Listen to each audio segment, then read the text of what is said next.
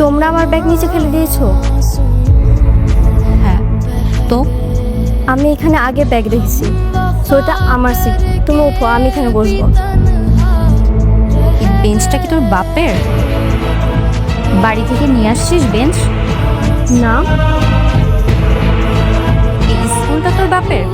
বাপ তুলছো কেন? স্কুল কি তোমার বাপের? তুই যে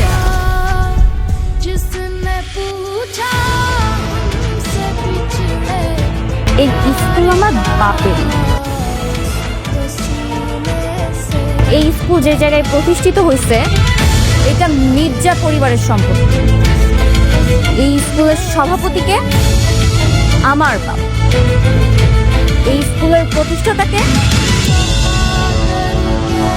আমার বাপ নাসিম মির্জা।